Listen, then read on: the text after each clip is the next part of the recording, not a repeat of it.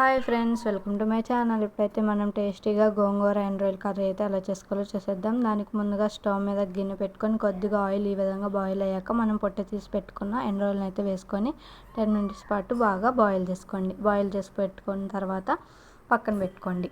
తర్వాత స్టవ్ మీద పెనం పెట్టుకొని కొద్దిగా ఆయిల్ హీట్ అయ్యాక ఉల్లిపాయ, పచ్చిమిర్చి, కరివేపాకు వేసుకొని బాగా ఫ్రై చేసుకోండి. తర్వాత కొద్దిగా అల్లం పేస్ట్ వేసుకొని పచ్చివాసన పోయేంత వరకు బాగా ఫ్రై చేసుకోండి.